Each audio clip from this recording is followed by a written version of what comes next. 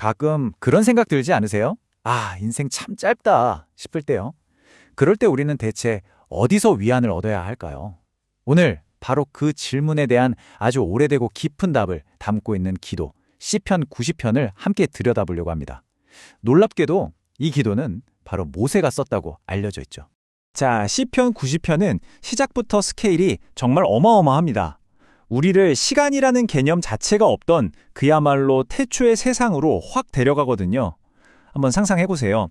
거대한 산이 생기기도 전, 이 땅과 세계가 만들어지기도 전부터 이미 존재하셨던 분. 이건 그냥 하나님은 영원하다는 말을 넘어서는 거죠. 우리가 가진 시간이라는 틀 자체를 그냥 압도해버리는 그런 엄청난 선포로 시작하는 겁니다. 네, 이렇게 장엄하게 시작해서 시편은 이제 첫 번째 핵심 주제로 들어갑니다. 바로 그 영원한 하나님과 한순간에 불과한 우리 인간, 그 사이의 엄청난 차이에 대해서 말이죠. 우와, 이 대비를 좀 보세요. 정말 극명하게 보여주죠. 하나님에게 천년은 우리한테는 그냥 지나간 어제 하루, 아니면 밤에 잠깐 졸다 깬 그 한순간 같다는 거예요. 그런데 우리는요?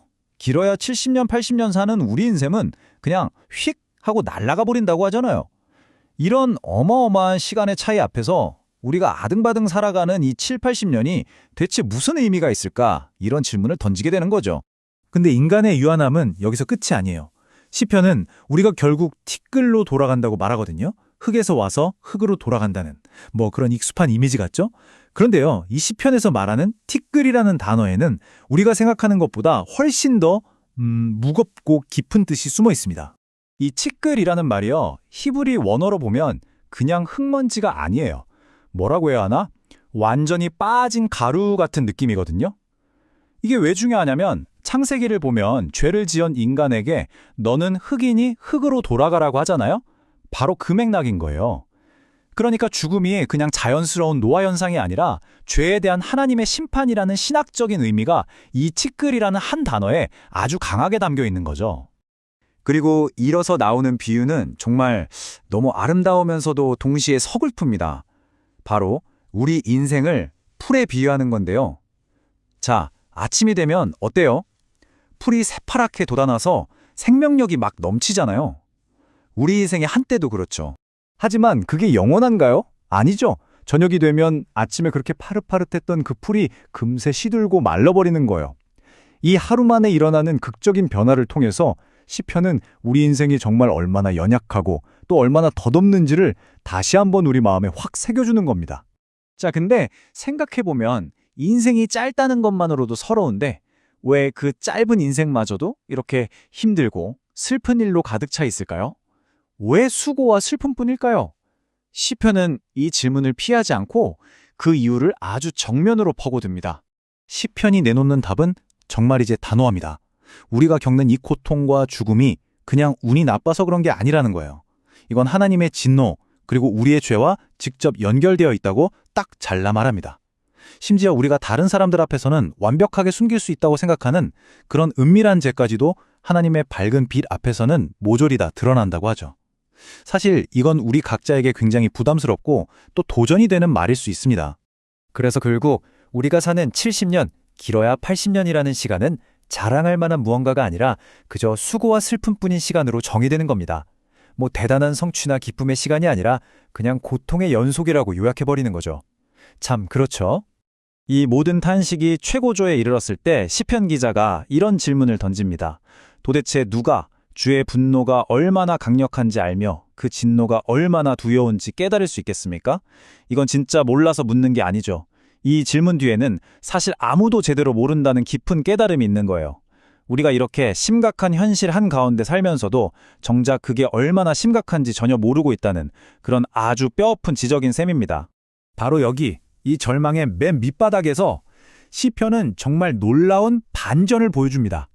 지금까지 계속 탄식하고 고백만 하던 분위기에서 이제 희망을 담은 기도로 완전히 방향을 트는 거죠. 이야, 저는 이게 바로 시편 90편이 정말 위대한 이유라고 생각합니다. 자, 그럼 이런 질문이 생기죠. 이렇게 짧고 고통스러운 인생인데 우리는 대체 뭘 구해야 할까요? 제발 좀 더 살게 해주세요 라고 해야 할까요?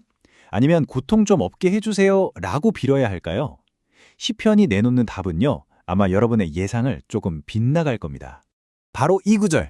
저는 이 구절이 시편 90편의 심장이라고 생각해요. 보세요. 시편 기자는 더 오래 살게 해달라고 빌지 않아요.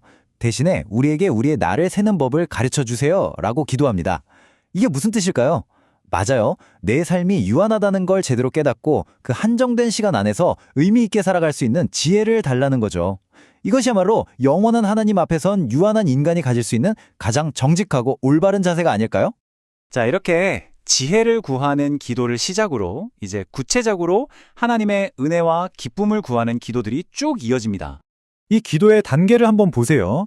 아주 체계적이에요. 첫 번째는 방금 말했듯이 내 인생의 나를 셀 수 있는 지혜를 구하죠. 그리고 두 번째는 그 짧은 인생을 주의 변함없는 사랑으로 채워서 만족하게 해달라고 하고요.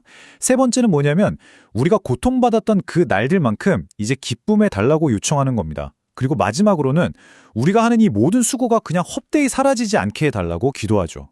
특히 이 부분 정말 놀랍지 않나요? 과거에 힘들었던 거 그냥 싹 다 잊게 해달라는 게 아니에요.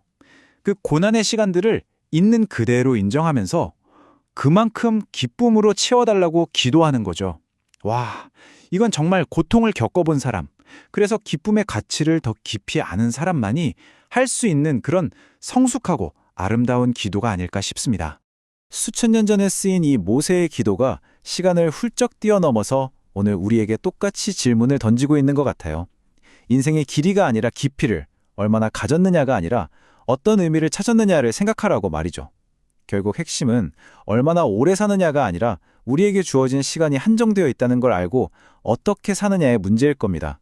자, 오늘 이야기를 마치면서 마지막으로 여러분 각자에게 이 질문을 한번 던져보고 싶네요. 여러분은 여러분의 날을 어떻게 세고 계신가요?